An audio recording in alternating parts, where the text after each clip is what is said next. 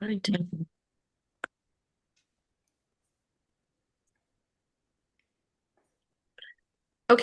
welcome everybody back to Capital Angel Network. We've got some great companies to see. We had a good selection meeting. We can move ahead. I'm going to try to keep the updates relatively light from my side.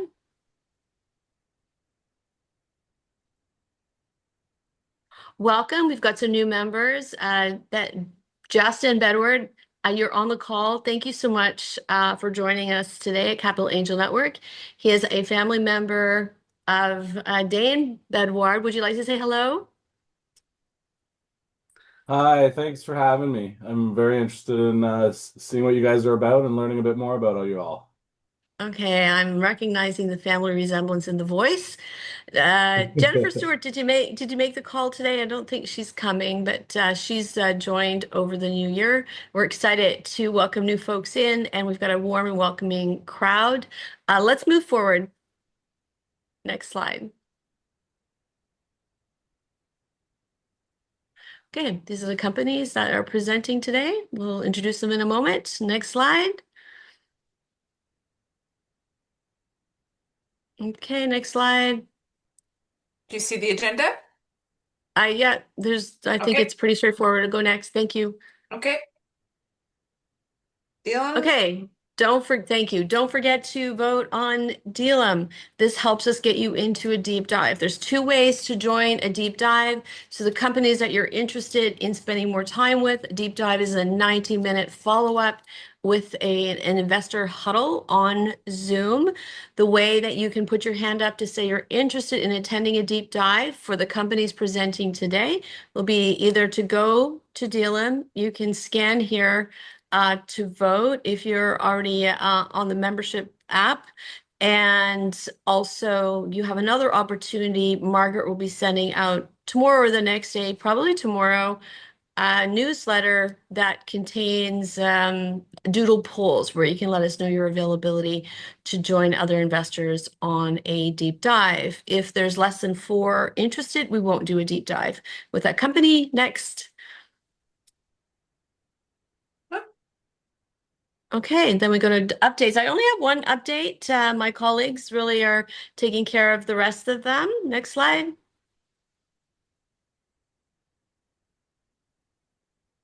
Okay, so Capital Angel Network has partnered with Tech Tuesday. That is an event that happens the first Tuesday of every month in Canada, usually at Brook Street Hotel. Is well attended with 400 people from and leaders from the tech and the startup community. So we're partnering with Tech Tuesday, which is run by Wesley Clover, Sheboot, and Elspark. And the Tech Tuesday in March, International Women's Month, will be a women pitch. Pitch applications are open until the 30th of January. If you've got somebody in your network, in your circle, or you know somebody who mentors women, it is a great profile. There is a cash prize. So far, Number Crunch is coming in. Soft Circle, yes, with TCC Canada. If you know anybody else who wants to put in a cash prize, we've got room for sponsors, etc. And all of the money goes to the winners. So look out for that. It's in the last newsletter and in the next newsletter. Next slide. And I think we're going over to Jennifer. Do you want to say a few words? I just welcome everybody to the first meeting of 2027. Things are Six, six, six. We're sorry, 26. 2026. I'm getting ahead of myself. I'm Sorry. going to write off this whole 2026 year. You're already planning next year. I get it. I'm Yeah. already planning next year. Moving on, moving on. Okay. Yeah, no, things are good. We had a good close to the year last year, and looking forward to a great year with everybody for 2026. Thank you so much. Next. Okay, Marissa. Hi, everybody. Just a quick update from EdCom. So we took this first month of 2026 to do some organizing for EdCom. And what we've done is reorganized all the educational content that you have on DLM. So if you go to DLM under Documents, CAN, Education Content, we've tried to organize things a little bit more in terms of to be sort of topic specific. And so some of the folders that you'll find in under CAN Education Content, if you're a new member, there's a bunch of how-to videos that Suzanne had done. And what we did is we created some quick reference documents so that you can see. So I'm looking for information on DLM. You can see what minute that's at, or I'm looking for information on mentoring a founder. You can see what minute that's at. So we're hoping that that is helpful. There's a member playbook in there that you also get emailed to you as when you're a new member. We also had a request from a new CAN member last year they asked about some kind of investment portfolio template. So how do I track these investments, what I'm looking at, what I'm watching, what I'm actually investing in? And so we put one up there. It's an Excel spreadsheet, very rudimentary for your purposes. We're not expecting you to fill it in and send us the data in relation to that. It's for you to get started. If you've got any feedback, if you think additional columns would be beneficial, if you've got your own template that you want to share with members, please do send that to Suzanne and Margaret, and we'll upload it. We're trying to, generate that peer-to-peer learning environment there. So, and someone also noted that this investment portfolio template might be useful to you when you're filling out your quarterly report. That data we need, that data the CAN team needs for you to absolutely fill out with the information. That might be a way to feed into that. All the other folders are organized by topic. So there's great videos on term sheets, valuations, DD, and industry specific. There's also a number of CAN members have sent us articles that they wanted to share with the group. So we're taking those and we're putting them under various articles. Victoria, do you have a question? Yes, I wonder whether we plan some refreshed AI related topic training or discussion, because this field is just evolving so quickly, right? So just from investors' perspective, I do think we need to keep up with that. Okay, that's a good point. And so I'll take that back to the education committee. We are planning our in-person. So when it's digital, we don't do any education during the meeting. So we try to do that sort of offline or by providing documents and newsletters. But I'll take that back to the team and we'll try to fit that into any future ones for CAN for this year. Thanks for that. Yeah, That's all I've got. And if you're looking for something interesting and some great people to work with, please join the EdCom committee. That's it. yeah, it's a great group. Marissa, can you just explain to everybody once again where they find that folder in DLM? Yeah, so if you go to DLM on your left-hand tab there, so you've got your dashboard, you've got your funnel, all those things. One of those little things is called Documents. And under Documents, it's just a regular Microsoft sort of like looking file folder structure. So under Documents, you'll see CAN Education Content. So you click that folder, and then all the other folders will appear there. Okay, wonderful. Thank you so much. Joe, over to you. Yeah, so just some quick updates on some open deals. So the first few on this list, so Atorvia, their raise, I understand, has not started, but there is progress being made on a drug candidate. Again, that is the company, as a reminder for folks who don't remember, that was developing drugs to prevent kidney complications. 2S Water is the company that was detecting and quantifying metals in water. And I think they had a deep dive planned for last week. Jennifer, I'm going to put you on the spot in a moment, since I know you're working on a few of these. And then FlutterCare is also making some progress in their clinical trials. FlutterCare was working on non-invasive fetal monitoring. But Jennifer, you've been involved more closely in all three of these. Do you want to expand on any of that? No further update on Atorvia. 2S Water, the deep dive, I'm waiting for a doodle poll. Last week didn't work out as a date. Northern Ontario Angels and I think York Angels are interested as well. So we're trying to do a combined further deep dive and into the progress that she's made since she pitched to us, which I think was October. That's Was right. your reach to us.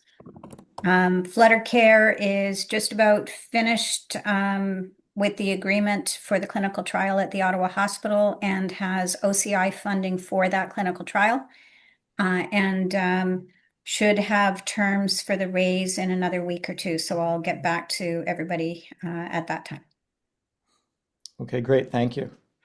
So moving on, so Nuvo Bio, we were moving into diligence with them. They're doing the AI-powered peptide discovery work, and that diligence got sort of pushed out into middle, late January. Daryl Bandoro's volunteered to kind of take the lead on that. So he's not on the call at the moment, but if you have questions on that or want to learn more, feel free to reach out to him, and we'll keep you posted next month as well. Next, Sonaro. They were doing 3D ultrasound for stroke assessment, and my understanding is they're targeting to close their round in the quarter, but they're only about 50% committed. Marissa, you've been working with them. Is there anything you want to add to that? No, that's the update. They are going to Obio at the beginning of February, so I'm hoping to connect with Karina after that. And I suggested that she should provide an update to Ken in the coming months, so it might be February or March. Okay, great. That sounds good. We'll keep folks posted. Thank you. And the next bottom of the page here, M-Detect. So an update there. Towards the end of this last year, they did renegotiate their IP agreement with Queens, and they signed their commercial agreement with Thermo Fisher, and they hope to have their first cancer assay in market by the end of Q2. And I think Tom, you just joined a moment ago, and you've been working with them, so I'll put you on the spot. Is there anything you want to add about M-Detect? I mean, that summarizes it. It's actually, I was on a call with the business team at Thermo Fisher and M-Detect, and they had 7 very senior global people focused on this. So it's not like they got a bunch of juniors. They clearly are taking this as a serious opportunity in the liquid biopsy market, which is um,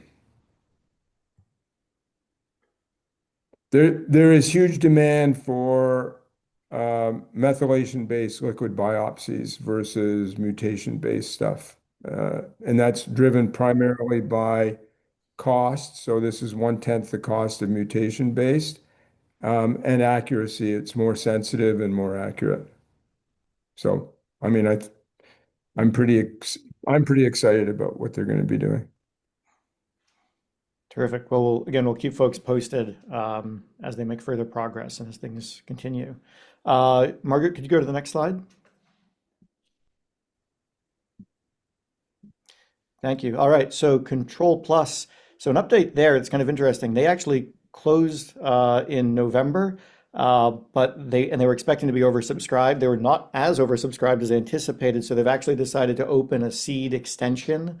So same terms as before, and they're open to taking another 700K. They are hoping to close that out by March 31st, though.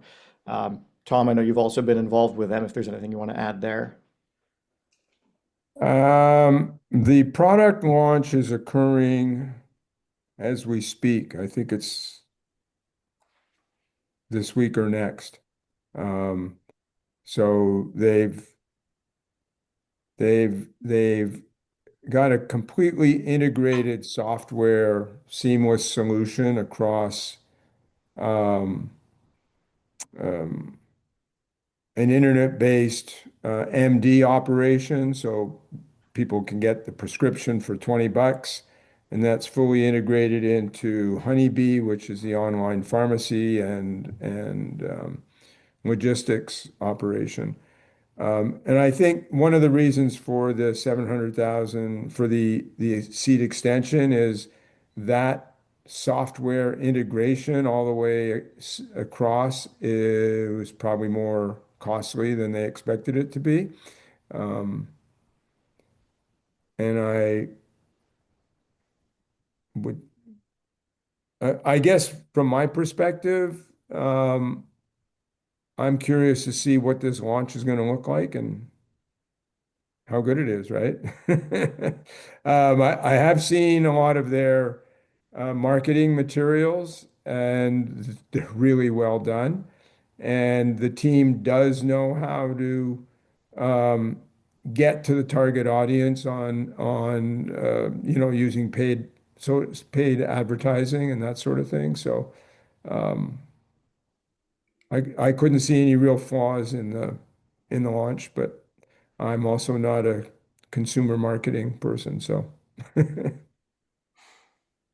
All right, great. Thanks, Tom. so there. I would think that I'm going to counsel Karen to, kind of come back with if she wants to raise this extra money to come back to Can in, maybe March with an update, right? Like how many millions has she sold? Sounds good. All right, thanks. And now next one, Hyperion. So that's a company that came through Cannes back in 2021, 2022. And I know quite a number of folks jumped in at that time. They've come back with an update that they've had a lot of success with a pilot. They're getting further commercial traction with their commercial partner. But they are looking to raise an additional 500K, and they are going to do that basically on the same safe as from 2022 and with very similar terms. Suzanne's kind of the point of contact for that if Yeah, anybody. can I just add Yeah. one point? This is their seed round. They're raising 2 million, but 1.5 of that they will be triggered through this 500K that they're working on raising. Yeah, same terms. I think it's a 15 million cap and a 20% discount is the only change in the term is the discount. It's still on safe. Thanks, Joe. Is that right?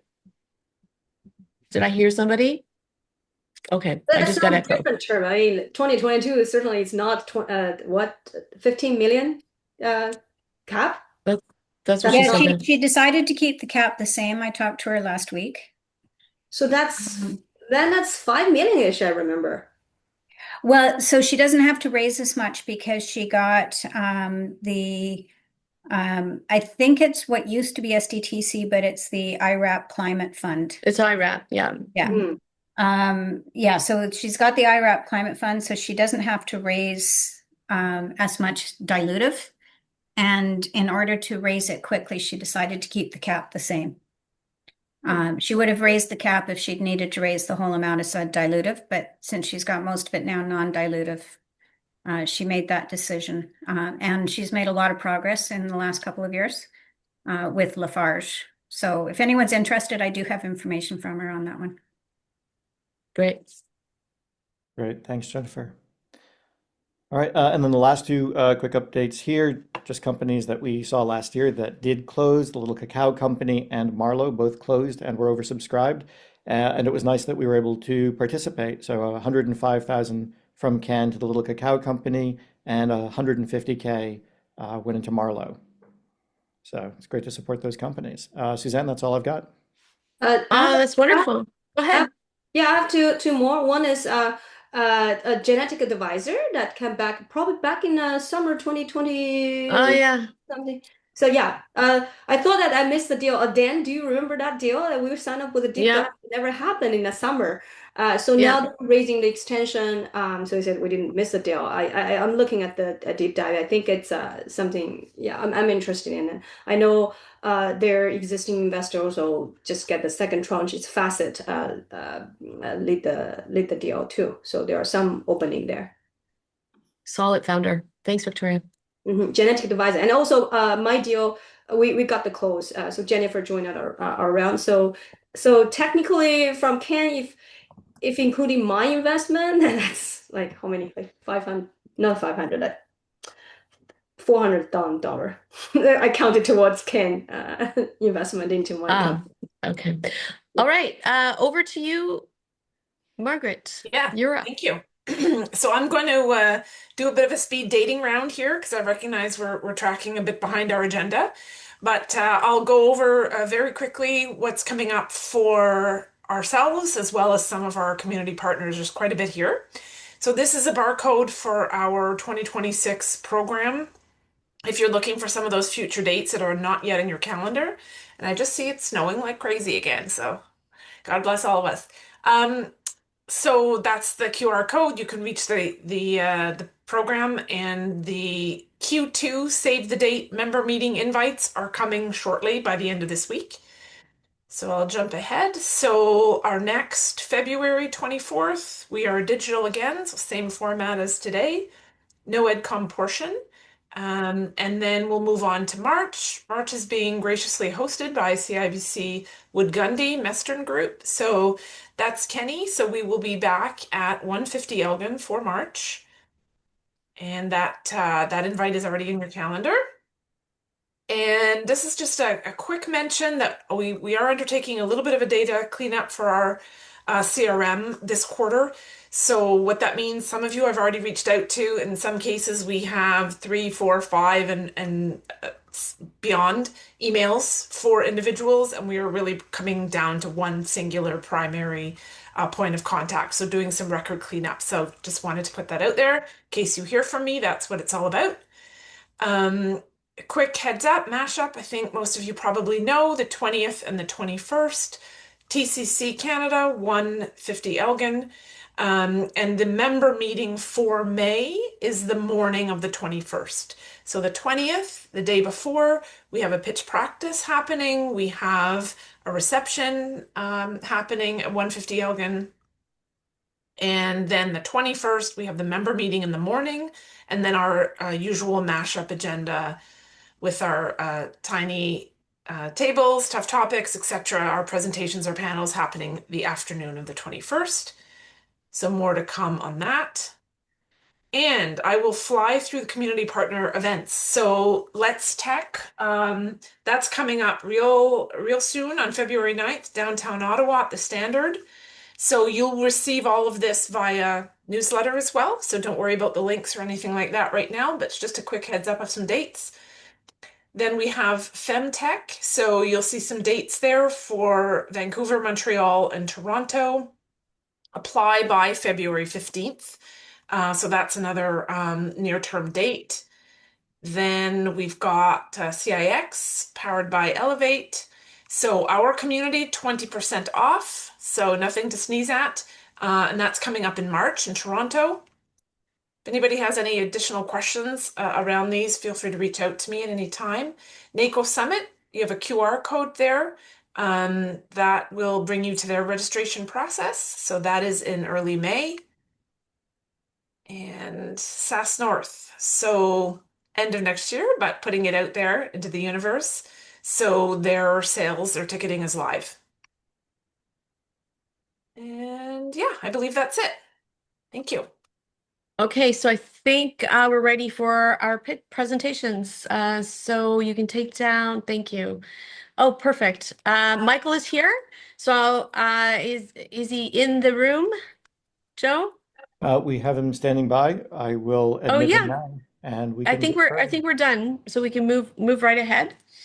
Hey, Thanks. just quick one on the event. There's a web summit in May in Vancouver. I think it's kind of relevant to Angel community. Do we get some tickets from there? We're Can we not get community them? partners with them, but if Oh I am no. connected with them through Web Summit Qatar, so I can try. Okay. Okay. All right. Our Michael, are you in the room?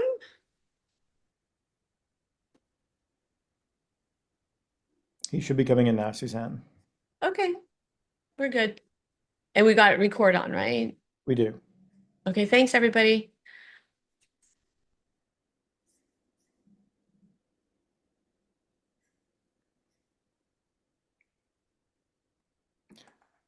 Hi, Michael. Do we have you with us?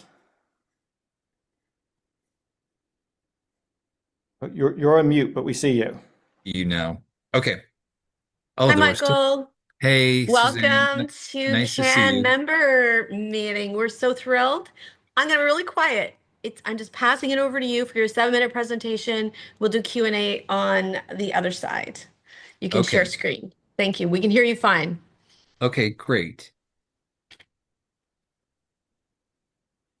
And let me thanks so much. And so somewhere on the screen or about to join is Alina, who's one of my co-founders. And Oh, is she still coming in the room? she's still coming. Okay. And She's just There she joining now. is. She's here. okay, good. Okay, great. So now you have us both. And the sharing. I'm sorry, I just want to make sure I get the right. There we go.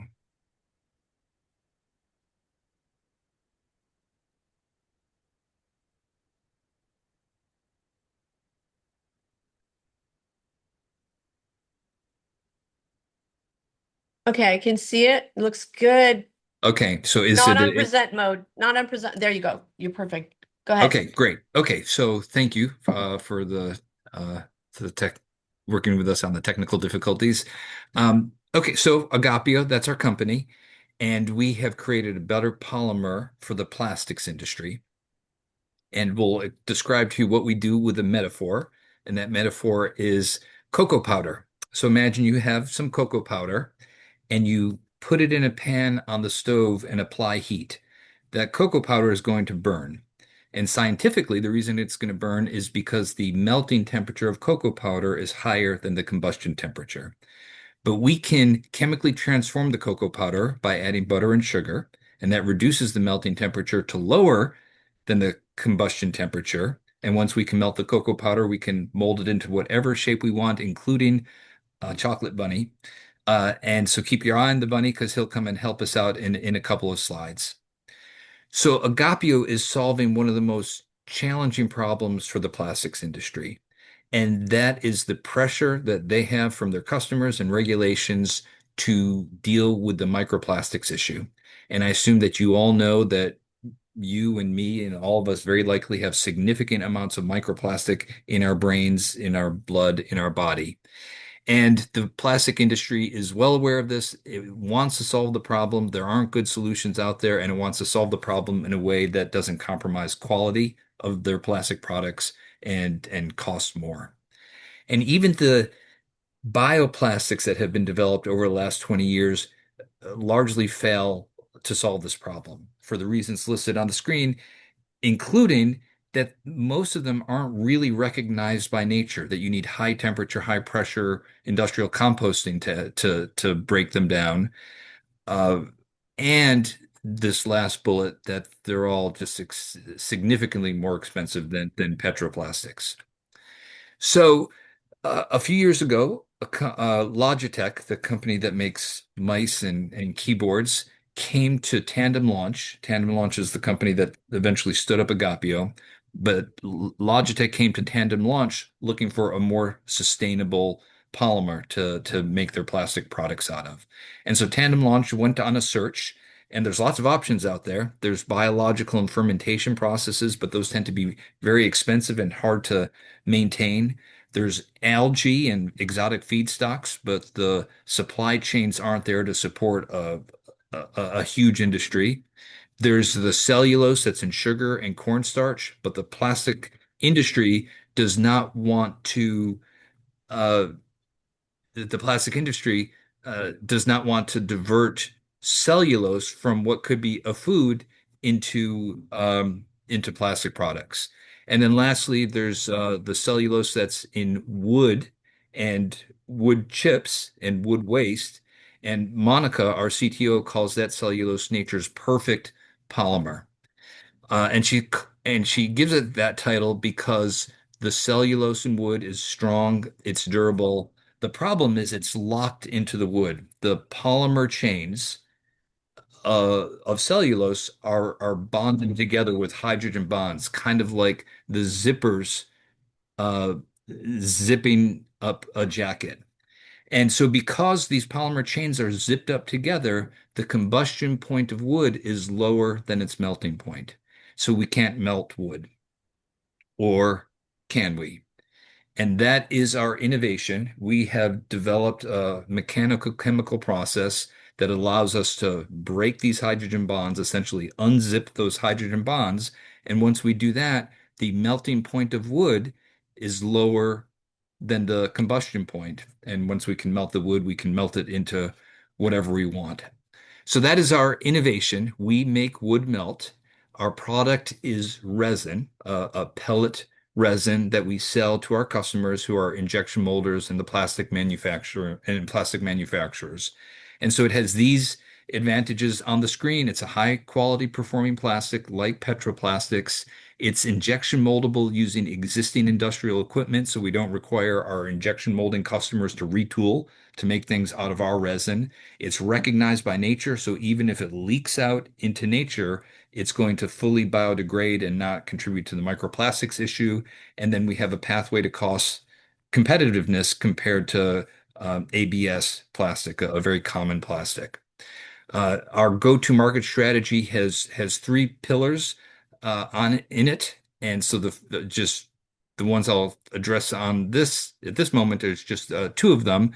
One is what we call a lily pad approach that we are starting to commercialize, and we're going customer by customer, starting with easy to access products and then moving into the consumer electronics like Logitech, who approached us originally.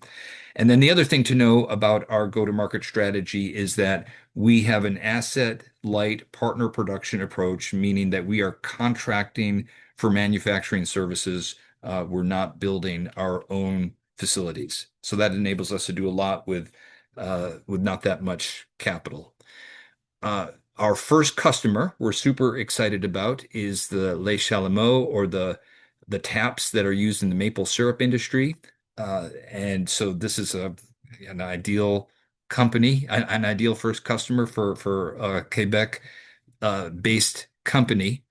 And it has allowed us to get into the market, to work on our systems, but also importantly, it's a great demonstration product because you can see this shape here that it's intricate. It has lots of corners. It's thin-walled, and our ability to make maple taps is an indication and a calling card for other customers that if we can make this product, we can very likely make your plastic products as well. We are a drop-in replacement for ABS plastic, as I mentioned. And so the types of products that you see on the screen are the types of things that we envision making for customers over the next couple of years. And some of these are billion-dollar markets in their own right. So we have the opportunity to disrupt multiple multi-billion dollar markets. We have two patent families. The first one was acquired by Tandem Launch when they set up Agapyo. And so you can view that one there. And that was acquired from McMaster University, and it's associated with the unzipping of the hydrogen bonds that lowers the melting point of the wood. And then the second family of patents, Monica filed a patent in March of last year, and that is associated with getting the flow rates of the resin right within the right ranges so that it can be injection molded using existing industrial equipment. And so this is a concept that we've proven many times already. We are on this journey with a lot of partners. In this first column, these are our resin manufacturing partners, Inofeed, Chemitec, Coelia, and there's others, and these are the ones that we're contracting with to manufacture our resin. The third column here is our injection molding customers, like Mi Integración, who's the group responsible for manufacturing or for molding the maple taps, which will then be sold on to the maple syrup farmers. Here is information about our seed round capital raise. We're raising $3 million, $7 million pre-money valuation. Tandem Launch is the lead investor. They're a Montreal VC. We're using the money to help us commercialize the technology. We have about $1.6 million, $6 million firmly committed already. So we're raising the balance of that. 250,000 is from Cycle Momentum, which is another VC in Montreal, and we went through their rigorous due diligence process, and eventually their group, their investment committee recommended to fund us. So they've been great partners to us. Here's our team, or the founding team. There's two others, but Monica was originally contracted by Tandem Launch to do due diligence on the technology when they found it, and then they hired her as CTO. And Monica, Alina, and I all have lots of entrepreneurial experience. Alina has always been involved in companies from the business standpoint, from business development. I started my first company in 2007, which was one of the early utility scale solar development companies. And we grew from scratch to $100 million in revenue by 2013, and then sold ourselves to a larger competitor out of California. So I went through the whole entrepreneurial journey then, and since then I've been an angel investor, uh, advisor to entrepreneurial companies globally, and then have even gotten deeply involved in a couple more companies. And then over the summer or last spring, Monica and Alina had taken Agapyo for 2 years, proved out the technology, got into the marketplace, and they decided it was time to hire a CEO. They found me and I joined. We have great chemistry on the team and we're a good chemistry company. And that's it. Okay, great. You can put up your hand if anybody has questions. Thank you so much for that presentation. We'll start with Victoria. Sure, sure. So I'm curious regarding the biodegradable aspects of that. Is this something uh, to prove that? I know it sounds strange because this is a wood, but scientifically, it's not like the source of wood doesn't mean once you change the characteristic of it, it doesn't mean that it's really biodegradable. So I just wondering what's the evidence of that? Is it just say because it's from wood, so it's biodegradable, or you actually there's some scientific evidence to prove that? Yeah, go ahead, Alina. Yeah, for sure. That's a really good point. So we started with in-house studies to demonstrate the compostability. So we both had compost piles and we brought that in. The material truly composts or it starts to biodegrade in a healthy soil.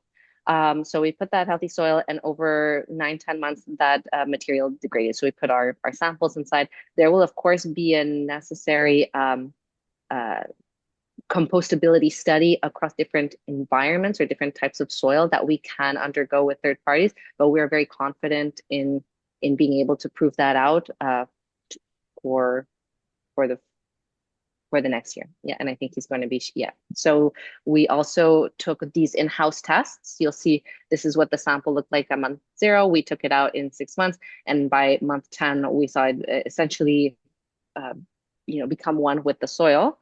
We took these results, so we matched um, the the context in which this sample was put into compost, and we matched that with TUV Austria's home compostability study, which is the one that we would probably choose. It is the renowned composting study, home composting study used in other products, and we expect a 90% biodegradation within 12 months, according to those characteristics of stable temperature, no light, And then I'll just add one more point on the compostability that you can think of our resin like wood, that it is durable when the product is in use, like think about a dining room table that's not going to degrade. But then when it's in contact with soil and outside, then the biota are there to degrade it, and ours does fully biodegrade.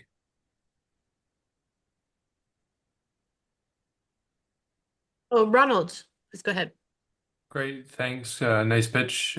Two questions. One is, does the process to create this trigger any type of alarmist reaction, like the additives, the ingredients, or the treatment? That's part one. And part two is just on business model.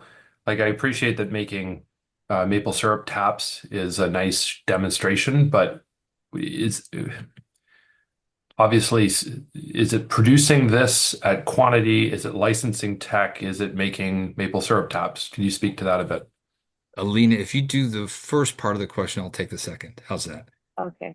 Yeah, great. So just to um, make sure I understood the first part of the question, it was about the process does not create any alarmist reactions.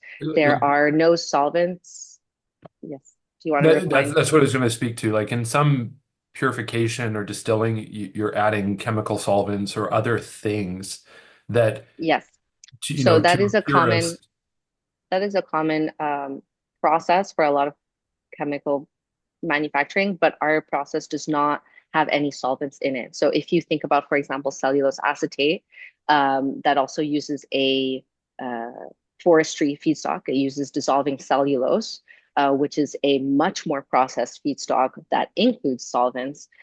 We are using something actually much more close to native wood because we are using wood waste, sawdust, and wood shavings. And then we are transforming that through a mechanochemical process. So the mechanics and the chemical process is important to make wood waste into jam.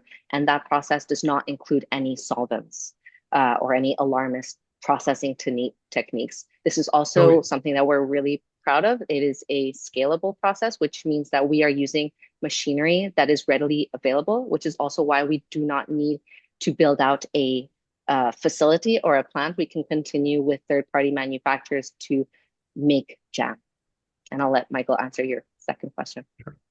And I will add to the first part of the question, just to give you a visual aid, that the process of us converting wood material, in our case wood waste, into a plastic is very similar to making cellulose acetate. And cellulose acetate is used in car parts, or these glasses are made with cellulose acetate.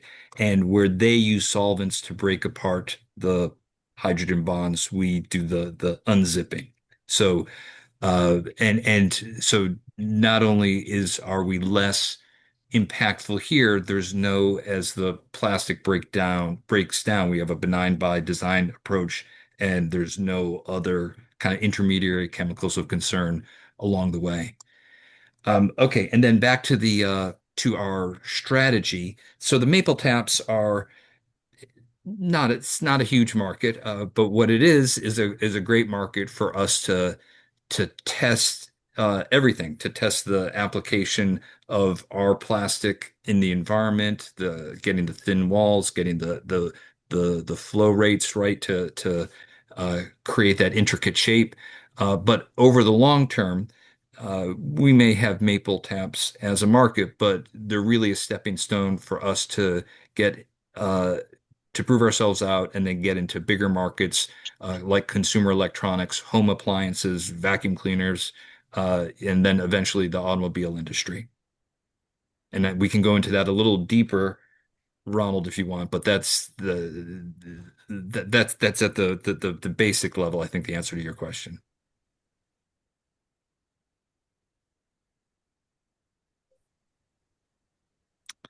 Go ahead, Tom. Michael, really great presentation. Actually, one of the better presentations I've seen of a relatively technical process made using analogies to make it simple. So well done.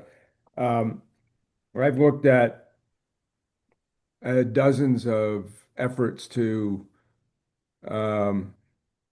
make plastics more bio-friendly and particularly compostable at ambient temperature. And I haven't seen one yet that ticks all the boxes, and on the surface, this appears to be to do that. My question is, given that it's compostable at ambient, what limitations are you going to be under in terms of use cases? In other words, you're not going to make pipe that's going to get buried in the ground and, that sort of thing, right? But I guess there's probably a ton of other things that you can do with it. Yeah. But if you're in a high moisture environment, even not in the ground, is that going to pose some issues? So, Yeah. So you could imagine, almost common sense could tell you what might be appropriate applications for the technology and what might not. So if there's high moisture, if it's in contact with soil, if it's in contact with alcohol, let's say, none of those would be appropriate. So yeah.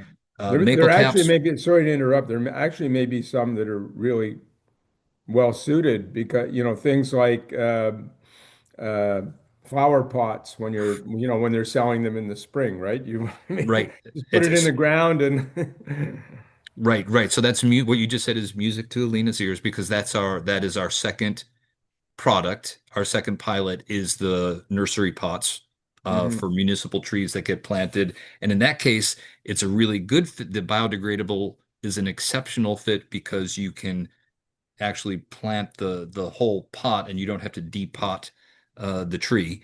So there's a number of outdoor applications which we can run through if you're curious, and then there's all the indoor applications uh, where as long as it's in a dry environment and not in contact with soil, it would endure a long time, like a piece of furniture. One quick Yeah. follow-up. So uh, you said or intimated that this is a drop-in to existing injection molding techniques. And by making the spigots, you've been able to adjust the operating parameters. Does it slow down the injection molding process in any way? I mean, do you have to drop temperatures and other things that will have that sort of impact? Yeah, and so go ahead, Alina. Yeah, that's a great question. So, for example, that's specifically one of the key reasons why we're so excited about Jam and an add-on to what we were talking about, what use cases work and what use cases don't work. Our use cases work especially with injection molded products, and the fact that Jam can be injection molded without retooling, without drastic changes to parameters.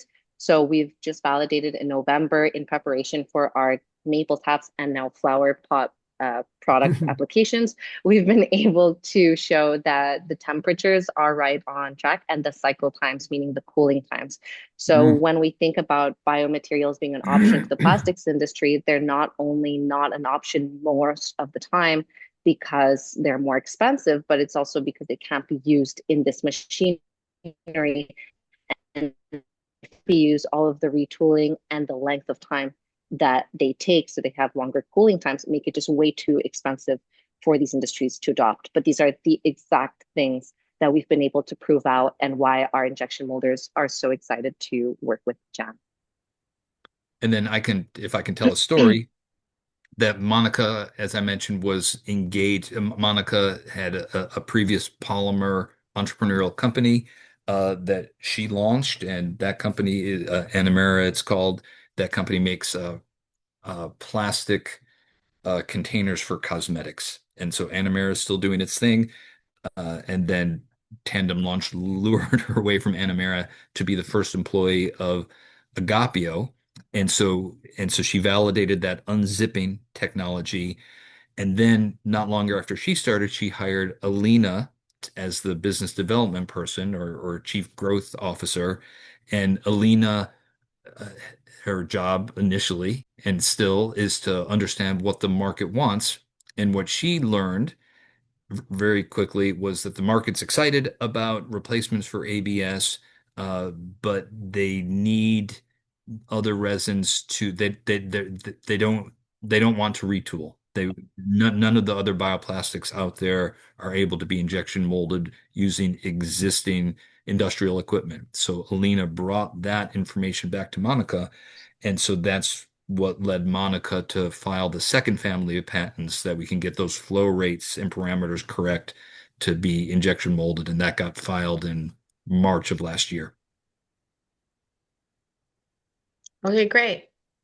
We do have time for one more question if there's anything else. Otherwise, we'll going once, Dane going has a twice. question in the chat. Sorry, Suzanne. Oh, sorry. Okay, thank you. Um, can you read it out? Yep. Dane, are What you on No, the call? yeah, I'm on the call, but I think my question was answered. It was really about Oh, okay. competition and other companies that might be using wood chips or for their process. And I understand that your process is very different from those. Is it that unique on the marketplace at this point? Um, Ye- it is. Yeah, wherever I don't see you on the screen, but go ahead, Lena. Yeah, well, one, I would say it is very novel, and we did talk to an expert recently that said that there's nothing like it when they did their IP review, so it is quite novel. The other thing I wanted to mention is we did do a study on other applications for wood waste and wood chips and other kinds of wood products, and we validated that the the abundance sawdust and wood shavings is so great that even with our demand, we will not be oversaturating that abundance. So you said you did a study. Is that something that would be available to us when we get into a deeper dive to see what the results of that was? Yep. Okay, that's good. Thank you. Okay, great. Thank you so much, Alina, Michael. Thank you. Great Thank you. presentation. Really appreciate it. We'll be in touch about deep dive, what next steps are. Thanks for coming to Cannes. Appreciate you. Okay, thank you Thank you so so much. much. Cheers. Thanks for your time. Bye-bye. Bye. Joe, I think Yulia is up next. Is she in from IP Pioneer? Yes, we have Thank you. Yulia and her colleague Alex. If we're ready, Okay. I can go ahead and admit them Yeah. now.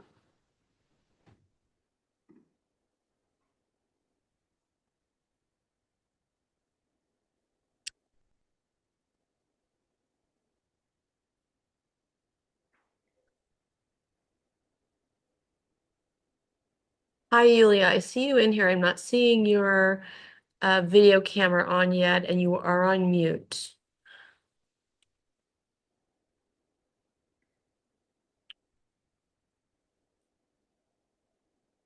Hi, everyone. Hi, Yulia. Hi, Susan. How you doing? Sorry, I'm not seeing Great. you on my screen. Do you have your video? Oh, there you are. Yep, You're in the I'm middle. here. Usually you pop up. Very, thanks for coming by. Did Alex get in the call? Yeah, Yes, I'm here here. as well. Hi, welcome to Cannes. We're delighted to hear your presentation today. I'm going to be quiet, pass it over to you to share screen, do your presentation in 7 minutes. We will do a Q&A on the other side. Over to you. Amazing. Let me share my screen first. Da-da-da-da-dam. Alex, you tell me if this is the right screen, or should I? Yeah. Yeah, Yeah, okay, give you're me a there, not second. in present mode yet. There No, you go. you're Looks great. Okay, Great. Go ahead. okay, perfect. So, all right, amazing. Hello, everyone. So I have my timer. I'm Yulia, CEO and co-founder of Pioneer IP. Here is my co-founder, Alex. And we are building Pioneer IP. So I'm a second-time founder, and my first company was in drone space. It's still thriving. They're doing great. For that company, I raised $7 million and expanded sales globally. And at that company, when we were trying to protect our cutting-edge drone technology, we applied for the patent. That's how I met Alex. I was his client. And when we finally, fast forward, we received the patent, I looked at this very expensive piece of paper and asked myself tons of questions. So, okay, good. So we have very expensive piece of paper, and then what? Is there any way to identify who's infringing my patent right now, or what's going on? And what's the value of this patent? What are my options? With all these questions, I called Alex and we started this deep and insightful discussion, and we found a lot of the fascinating data. So basically, to summarize, we found out that two main problems that teams are facing is that on the one hand, your patent can be infringed on, and on the other side, your future or new product can infringe on someone else's patents. So this is the twofold problem, and here in the slide you see the cost of mistake of some of these cases. One of the most recent is Google settlement of almost $2 billion, what can be fatal if you're not Google. So that's how the market looks. That's the cost of these mistakes. So basically, I already mentioned this. So for the patent owners, the companies, the patent owners, they first spend a lot on a patent. The minimum price you will probably spend is $30,000 on top of maintenance and the further office actions, etc. And the solution to all these concerns and the problems is the infringement search. On the other hand, we have the product manufacturers. And when you plan to invest millions of dollars into new development of a new product and spend probably a few years to bring this new product to the market, you can't be 100% sure if this product can infringe on someone else's patent. So the solution for this problem is the freedom to operate. Just wanted to make sure that we're on the same page with this twofold problem. So these are two problems Pioneer IP addresses. So we already have patent infringement search up and running. If we have enough time, we can show you briefly how it works. And the next stage is the freedom to operate. That's the logical path to address two questions. And that's how we wanted first to make sure that we know the ideal pairs between the patent and product, so that we are confidently move to the next stage to way bigger market, to the freedom to operate, and can flip the engine and provide the different input, the product, and to match it with the patents.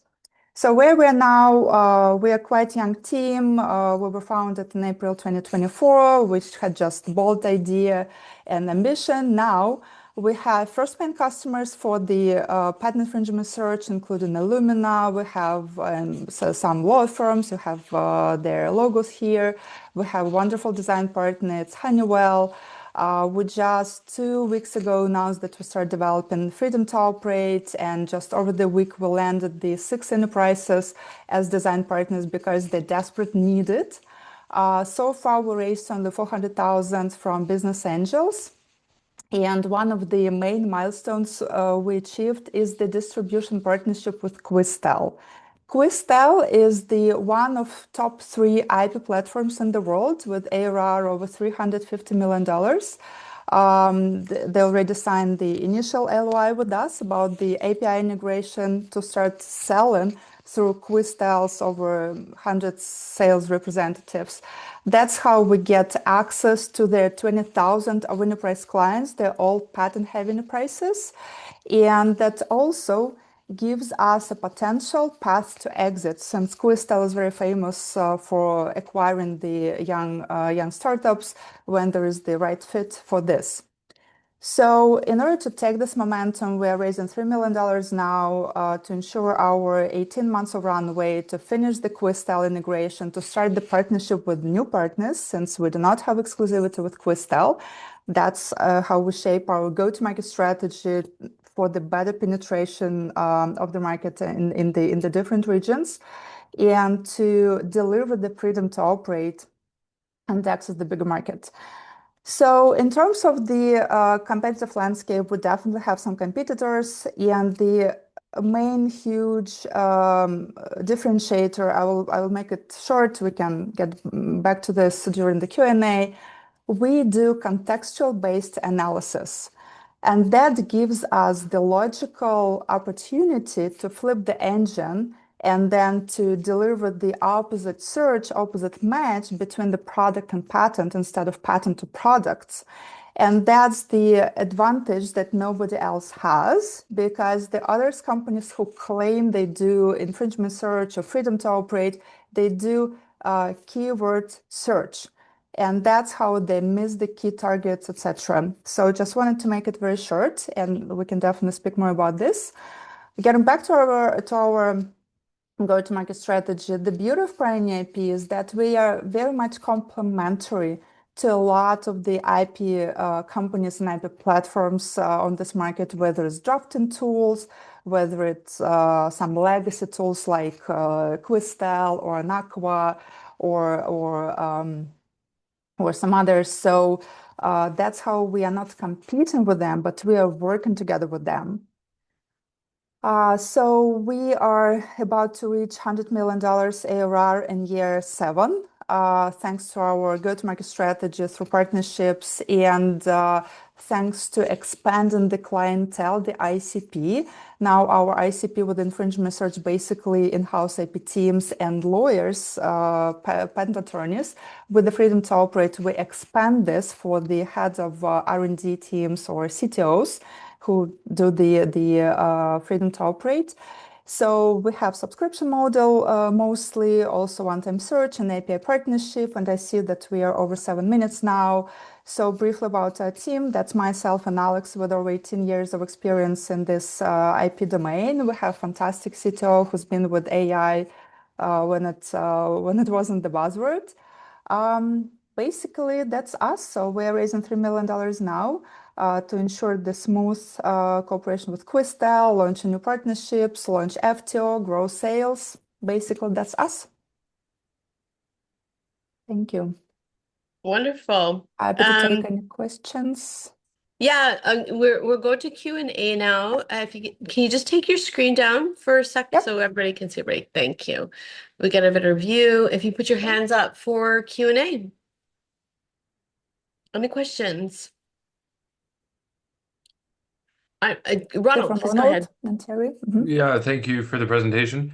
Can you speak specifically about your target user, what they do in a day? Like I get the one-time search, but like what is the use case and how many people like that are you currently like have either on a MVP of the product or like just speak to the actual traction if you can, please.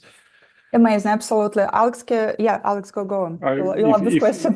If I may, while you were presenting, I just took a few minutes to go through LinkedIn of the names I've seen on screen. I've seen people that dealt with medical devices. I've seen people who dealt with Nortel, Lori. So you will know a tremendous lot about patents. Terry, I think we met. Chipworks is an amazing company. We met long ago. Ronald, to your question, I am the ICP. I am a patent manager. This tool was developed with an eye of my clients from my previous firm, and we actually have this. One of the clients is already a client, and other people are coming on board for the freedom to operate. So the day of a patent manager, you need to talk to engineers about new concepts they're about to develop. Let them know what they can develop without infringing on someone else's patents. That's the freedom to operate.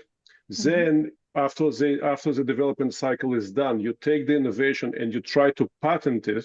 So you apply for a patent, that's patentability search, then a patent application drafting, patent prosecution, then you get a patent grant. And after the patent was granted, this is where infringement search starts. Then you need to know who infringed on your patent to create the business opportunity. We don't talk about litigation. We don't want to be there. We care about the business. Even if you have the litigation opportunity, it's always a question of whether you should pursue it.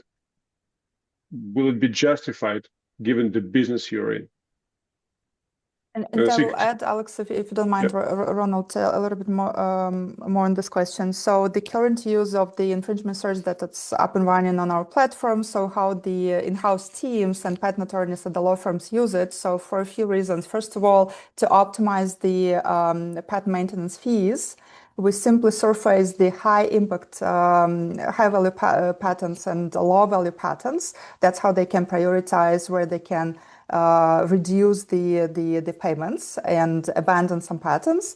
The second one is that's how they can see the potential ways for the licensing. That's the direct use. And the third one is kind of indirect, since the freedom to operate is not there yet. They can indirectly still identify the potential threats for their products on the patents of their competitors. And they also can check their competitors' patents as well to see if there are any overlaps and the threats for the both sides. Does make sense?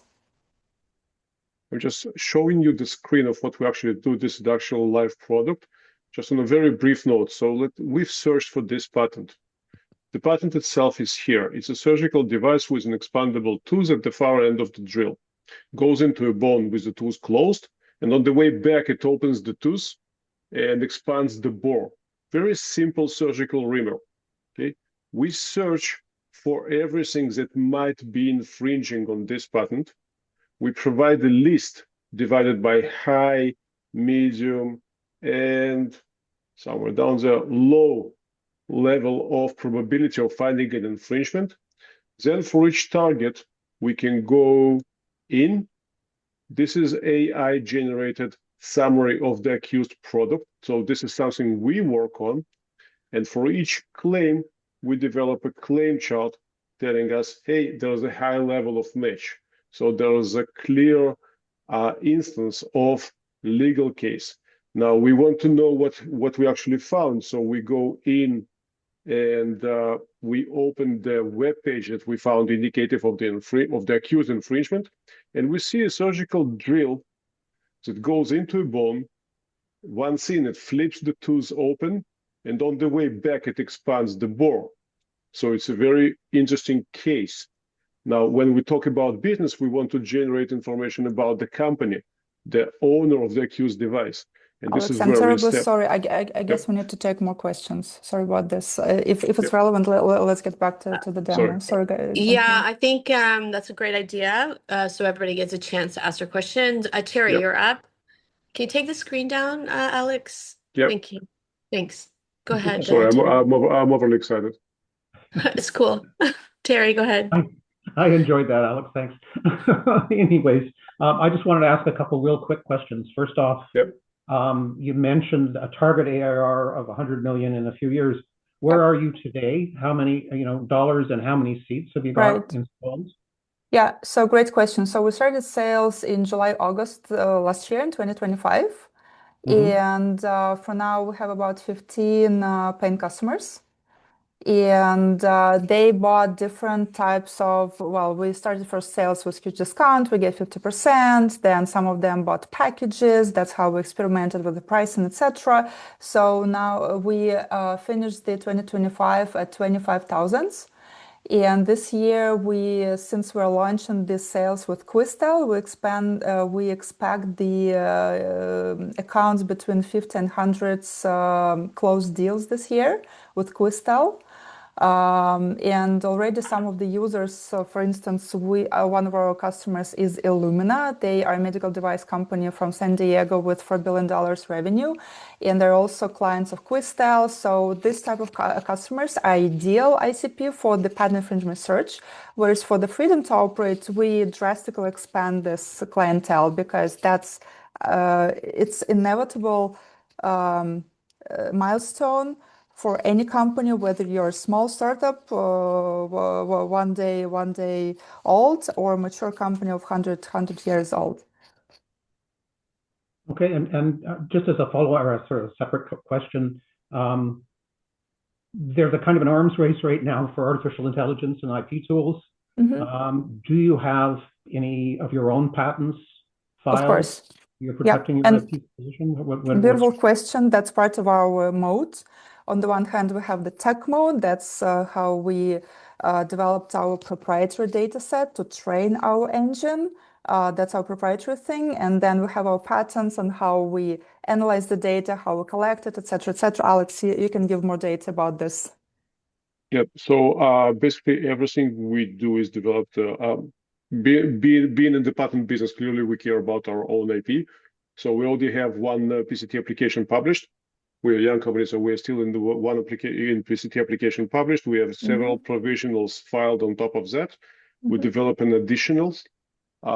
Trademarks, design are owned by us. Our own data sets are owned by us, and the training sets are created by us. So we rely on off-the-shelf models, but we do have proprietary data. Okay, thanks very much. Okay, great. Go ahead, Tom. Oops, here we go. So, you charge by use only? I saw a $300. I mean, big companies like Thermo Fisher and Illumina, aren't they pushing you for an annual subscription? Use as much as I want for 20K or whatever it is? We prefer selling subscriptions, definitely, and we charge per search, not per search. So, for instance, if you're familiar with patents, they have independent claims. So we search per independent claims. Let's say you have 3 patents, each of them have 2 independent claims. So 6 searches, that's how our system will charge you. And with the subscription, you have a cap, but it's almost unlimited, let's say. Yeah. And we also sell now, since we are still experimenting with the different options, we can sell the packages and they're renewable. So it's kind of hidden subscription. but it's even more profitable for us. So what's your annual subscription? It's 14,400 the US dollars. Okay. Mhm. Okay, great. There's a question from Dane in the chat, and it was Yulia, are you working with your I previous guess I company? responded. Yeah. No, Oh, I'm full-time. Yeah, I'm full-time CEO at Pioneer IP. I do not do anything than raising Pioneer IP and my small daughter. okay. And I exited from Fixer in 2024, still not rich. That's what I said. Okay. All Okay, right, that's thank good. you. Thank you. Of course.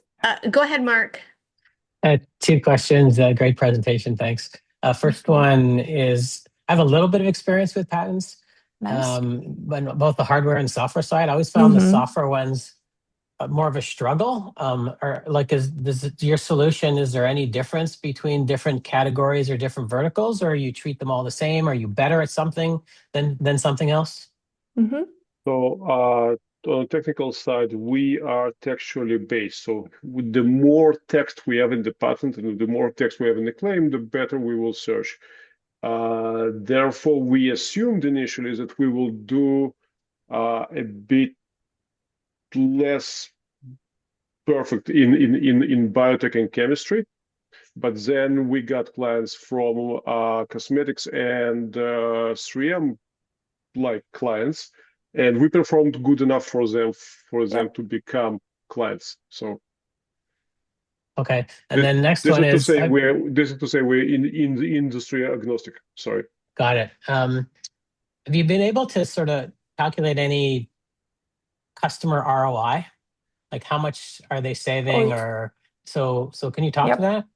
Absolutely, we can even show it to you. And beautiful question. It's not often we hear that. And we developed the customized calculator of ROI, and it's beautiful. It shows. Let me share my screen. How much money the company save with Pioneer IP and how much money they. I guess this is it. You see my screen? Yep. Yeah. Yeah. And so how much money they can potentially earn. So here, one of our clients, they have that's many granted patents, that's many pending applications, and then we simply split it between three tools we have now, but they all sit on the same patent infringement patent infringement engine. And we identify the direct benefits and indirect benefits. And direct benefits includes the ROI, let's say, over 1,000, like almost 2,000 with these numbers.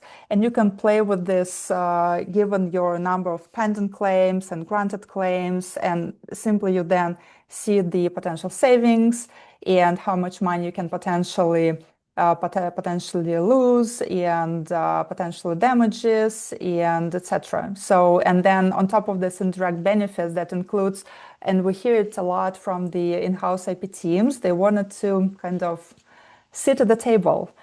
They wanted to make sure that their voice is heard, because for the big enterprise, and you probably face this, it's very clear what sales do. They do sales, they bring revenue.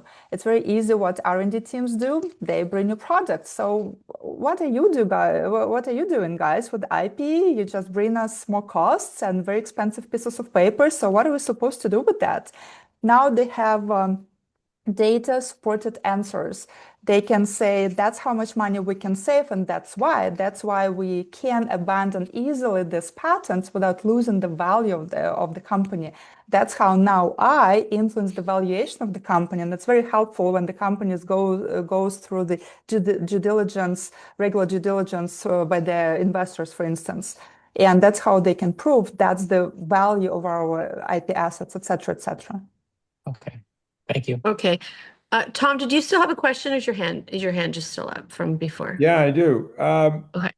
Just as I'm thinking about this, it doesn't seem to be a long way from where you are now to actually being able to write patent applications for your clients. Excellent. Perfect. So in what we do, we are not about to write applications, but we do actually work on pending patent applications. So those which already was filed, and we help improve them based on our finding of potential infringement, which is yet to happen because the application is still pending. Which drives us towards the go-to-market strategy Yulia described before, where we partner with companies and we complementary to everybody out there. So we currently have, on top of Questel and other people that we are talking with in our infringement search, we have a lineup of already 3 or 4 drafting companies that help people draft patent applications, and now they will take our input and incorporate it into their suits. Okay. My suggestion remains, it's the next step is you just write the patent application for them. Okay. We've gone That's over another case of AI replacing lawyers, right? So we've gone over our time. So I'm just gonna, one last question from David, if we just make the response really succinct so we can get our next company lined up. Thank you. Suzanne, lovely presentation. Thank you. I really enjoyed it. You showed a lot of interesting companies. I'd like to know what your exit strategy is with probably one of these companies. Yeah, What's your absolutely. thinking?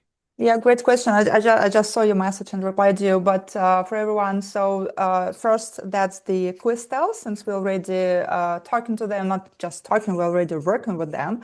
And since they have huge history of acquiring the small legal tech companies that are great fit for their mission and business, etc., that's the first option. But on the broader scale, that's the companies like LexisNexis or the competitors of Questel, like Anaqua, like oh my gosh, Clarivate. So their top 3 IP platforms, Anaqua, Clarivate, and Questel, or LexisNexis. So those who have the branch of IP or IP platforms.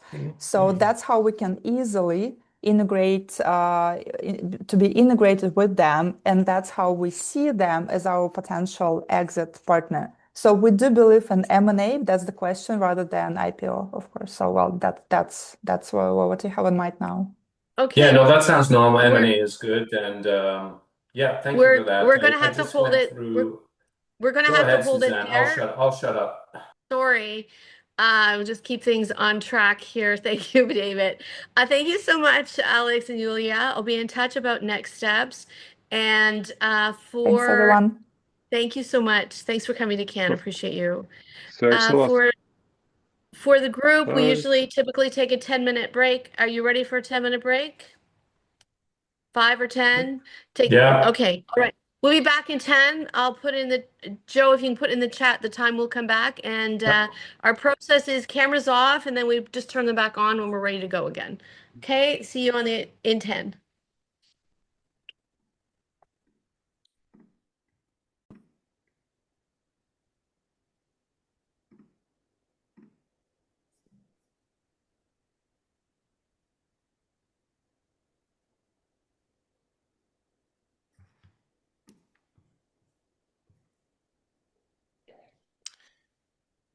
Good afternoon, Paul and Rachel. Afternoon.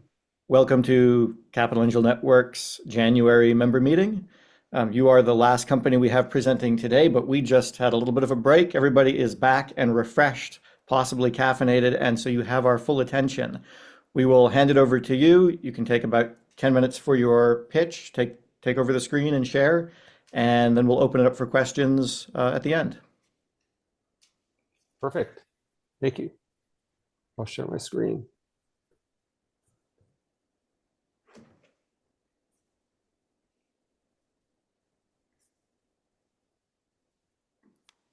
Can everyone see my screen? Yep. We do. It's not in presentation mode yet, but we see it. Okay, looks great. Great. Okay, I'll get started. Imagine you had a magic box in your home that could instantly diagnose any infectious disease: bacteria, viruses, fungus. If you test positive, you have a video call with your doctor, get an electronic prescription, and medication delivered to your door. This magic box would create an enormous new market everyone in the world could test themselves and their family. This could generate recurring revenues of tens of billions to hundreds of billions of dollars. This is the vision of a personal DNA analyzer in every home. Venture capitalists have been funding this quest for 40 years. Hundreds of companies and billions of dollars of investment have gone to zero. Everyone has failed. Why? It's because products have been too inaccurate or too unprofitable. Here are 3 examples. So Q Health and Lucira Health developed personal DNA analyzers based on isothermal chemistry. So this accuracy was in the low 90s, where you have to get to above 95% for regulatory approval. They also made these microfluidic test cartridges that had too many parts, so they were not profitable to manufacture. The company that's gotten the furthest is Bisbee Medical, who has a personal DNA analyzer based on PCR. So last year, Bisbee got the first at-home FDA approval for a PCR test for chlamydia and gonorrhea. So that's a sexually transmitted infection. And so Bisbee's test can now be purchased by Americans online for $149 per test. Bisbee has a huge problem. If you open up their test, there's about 60 parts inside, including 5 circuit boards, and you throw out the entire test, including the power adapter, every single time. I use the analogy of, imagine you bought a Keurig coffee machine, use it to brew 1 cup of coffee, and throw out the entire machine every single time. It'd be crazy. We estimate Bisbee is losing several $100s per test. Why does Bisbee require so many parts? It's because they use this technology called microfluidics. So miniature valves, pumps, channels to move chemicals and fluids from one compartment to another. Bisbee has shown that microfluidic PCR is a dead end. But what if you could do PCR without microfluidics? This is the approach we've been working on for 20 years. And we finally cracked the technical challenge. So we've developed this simple, reusable PCR device. So if you look at my window, you can see it. And we've also developed a simple disposable test cartridge where the microfluidics is replaced by the user doing a few simple steps. So in my window, let me show you what I mean. So you collect standard cervical swab like everyone does. With us, you mix it into our DNA extraction solution, and then you pour that into our cartridge. When you cap our cartridge, that seals off exactly 100 microliters into the PCR reaction vessel. Then when you insert the cartridge into our device, and you screw the top on, there's a pin here that ejects the PCR chemicals into the reaction vessel. And there's an NFC chip inside the cartridge that automatically tells the device what PCR program to run. Then you get your results on screen in 30 minutes. So I've shown you here, the microfluidics replaced by the user doing a few simple steps. This simple design means that we are able to achieve cost of goods of $100 for our device and $2 for our test cartridge. So for the first time, we can have affordable retail prices and still have high profit margins, no matter whether we price the test cartridge at $30, $40, $50. Another thing about our device is it's very easy to develop new test cartridges.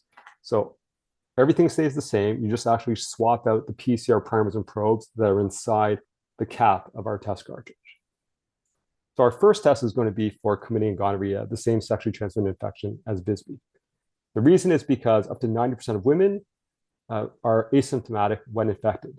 And this can lead to serious consequences such as infertility. For that reason, the CDC recommends that all sexually active women be screened once per year and with every new sexual partner. So currently, there are 20 million lab PCR tests being done per year in the US. The CDC thinks that at-home PCR testing could increase this number to 60 million tests per year in the US. So that would be a multi-billion-dollar new market just on that one test alone. And our device is a platform. So we're planning 20 other tests at home for consumers. And here's a list of them. This brings me to the number one question I've always asked, which is, why is Sparrow succeeding where everyone else has failed? In one word, obsession. I have been obsessed with this technical challenge for over 20 years. At a company called Plexogen, I was president and founder. We raised venture capital and we made PCR tests.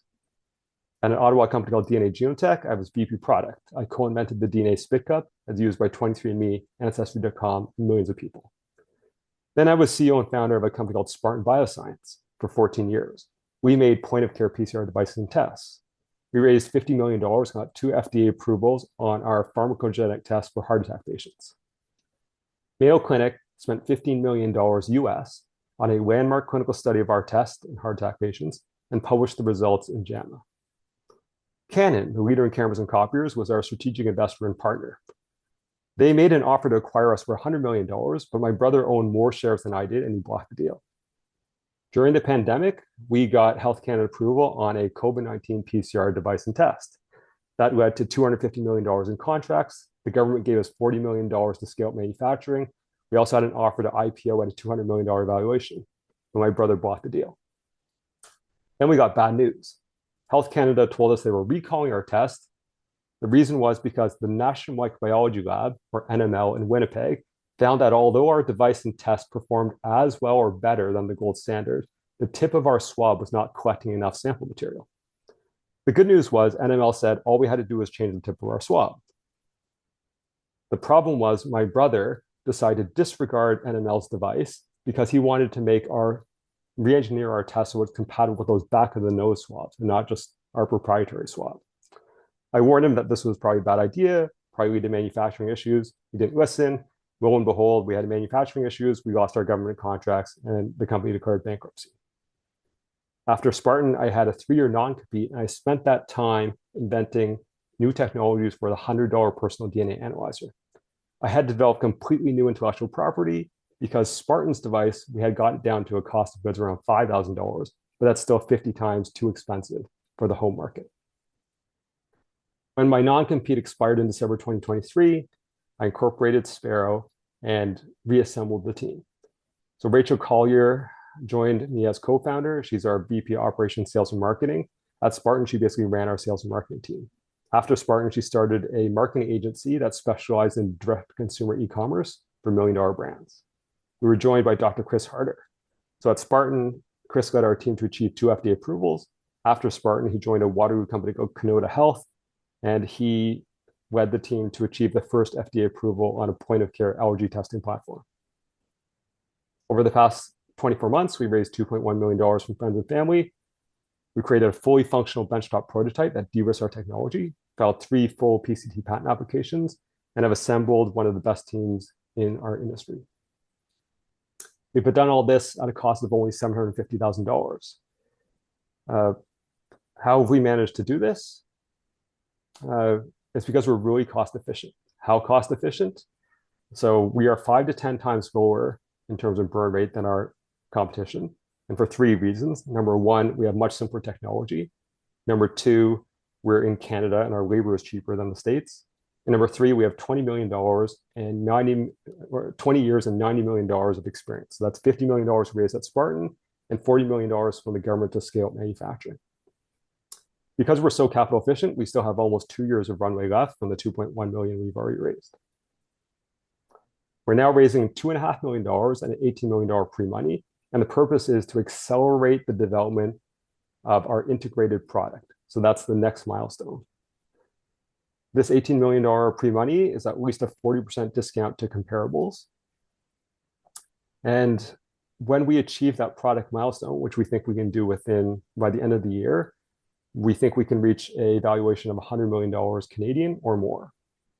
And that $100 million could be an underestimate. When Visby reached that milestone, raised $100 million US at a pre-money of $300 million US. Overall, here's our go-to-market plan. So this year, we are planning to achieve that product milestone.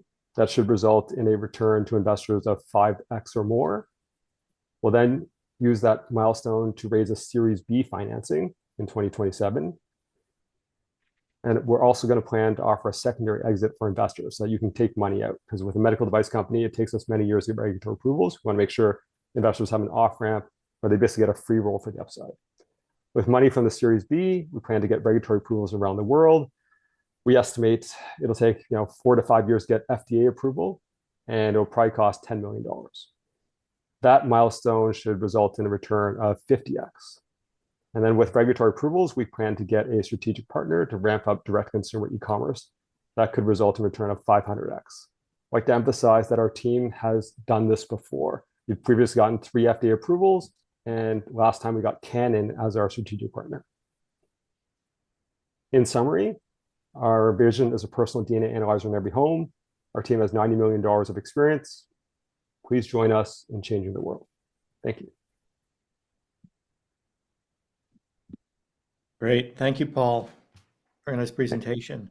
So let's go ahead and we can open it up for questions here. Laurie, I see your hand up. Quick question. Is your brother involved in this company? No, so that's a great question, Mark. That was the big lesson I learned from Spartan. So in my 3-year non-compete, I realized governance really matters. And so, no, we have a strong board and my brother's not involved. Victoria? Yeah, can you elaborate a little more on the business model here that and when you start to generate revenue, because it looks like that you cannot generate any revenue before regulator approval. So how will it play out? Correct. So because we're a medical device, we need regulatory approvals before we can start selling. So there are jurisdictions such as Australia, Canada, and Europe where their approvals are faster. The FDA always takes the longest. So we estimate we'll start getting probably approval in Australia 2027, Europe and Canada 2028, and then FDA in the 2031 timeframe. So with that partner, we plan to ramp up revenues. Our business model is razor blade. So this device, maybe sell it at cost, so $100 US. We really make our money on these cartridges. So at a $2 cost of goods, we're planning to sell them probably in the $30 to $40 range. So you sell to who then? Sell to clinic or sell to consumers? So that is the big market. Yeah, and at that price, we will get every clinic. So at that super low price point, you'll get every doctor's office, every pharmacy, every clinic. But the consumer market is at least 10x that. So we'll go both at the same time. So it is the consumer who have needs of certain tests like at home STD and other infectious disease stuff? Correct. So the consumer right now has to go to a doctor or go to the emergency department, and it's very inconvenient. Whereas if you have this at home, like a home pregnancy test, a blood glucose meter, then you can test yourself at home, have that video consult with your doctor, and bypass that inconvenient. So it's a totally private pay. It's no reimbursement or anything like that? Correct. So that's one of the, you may be familiar, reimbursement. At our last company, we actually went down that whole reimbursement path. It takes years, tens of millions of dollars. I don't recommend it. So this way, by going direct to consumer and you bypass all that, it's all out of pocket. But in order to do that, you have to have an affordable retail price. So $100 for the box, $30 for the test, very affordable. Anyone can afford it. Okay, thank you. Welcome. Ronald? I also have 2 brothers, so I get it. My question is, given the trail of history, which you spoke to as a value, in what's rolled into this technology, how would an investor have assurance that Sparrow is protected from infringement, IP, like sort of the knowledge and other secrets that would have been developed that would be held by, I guess, the creditors of Spartan or other people? Like, do you personally guarantee? Is there something written in? How do you give confidence to a new party coming on board? If I were a new party, I would look at all of Spartan's issued patents and I would compare them to the Sparrow patents. And if a person does that, you can see they're a completely different technology. At a high level, you can see that the Spartan box cost of goods $5,000 to get to a cost of goods $100, meet completely different technology. Do you believe there's any risk that Spartan creditors come after Sparrow? I personally don't. So I know, so Steve Edgett, he was my executive vice president at Spartan Bioscience. His family office actually acquired Spartan out of liquidation because he held the senior debt. I'm on good terms with Steve. He wishes me the best. I wish him the best. Spartan is always targeted a completely different market, which was the lab market. That's where we're targeting consumer market, completely different. Got it. Thank you. Suzanne? Hi, Paul. A great presentation. I might be confused a little bit. The swab, you said it was a cervical swab. Is this for women and men, the test? No, so we're targeting women. So this is a cervical swab industry standard. Yeah. The reason we're targeting women is because they are the large market, because it all goes according to Okay. medical guidelines. So the CDC doesn't actually recommend that men get tested every year. It's actually only for Oh, women. okay. Okay. So So it that's why could we're targeting women. work. It could work, but it's not the target. Correct. Got it. I think Rachel Collier, my co-founder, is on here. Rachel, would you like to speak to why we're targeting women? Sure. The big reason is the consequences for women are really bad. So it's the infertility, and all our plumbing is inside, so it's harder to find. And also, if any woman here has ever had an STI test, we all know it's really unpleasant to like go to the doctor, put your feet in stirrups, get touched by a stranger. So that's why the at-home market, it's very desirable for every woman I know to do this at home instead. Thank you. Jennifer. Yeah, I just wanted to ask, as you move beyond the STIs, like Paul, you said your vision was, one of these in every home. Um, I can see why some portion of the population would be testing regularly for STIs. But from a razor and razor blade analogy, when you go into that broader market, what are the reasons that people would be buying lots of razor blades in the broader market versus doing a test once for something in particular and then never looking at it again? Our guess is there will be those power users. So the people who are more, call it hypochondriacs. So if you look at the stats, it's about 5 to 10% of people who have that medical anxiety. Those are the people who will probably be testing every new sexual partner and for their family, all the respiratory infections, strep throat, flu, that sort of thing. And then probably their house for mold and things like their food for E. coli. And that list of those applications you saw. The average person will probably just buy, like you say, a device because it's only $100. I have all sorts of $100 gizmos that I just buy and I use a few times a year. Okay, thanks. Okay, any other questions? No, going once, going twice. All right, well, Paul, Rachel, thank you very much indeed for the presentation and the conversation. We will huddle up and we will circle back with you to let you know what interest there may be as soon as we can. Perfect. Thanks, Joe. Thank you, everyone. Take care. Bye. Okay, thank you. Lori, are you interested in running the huddle this afternoon?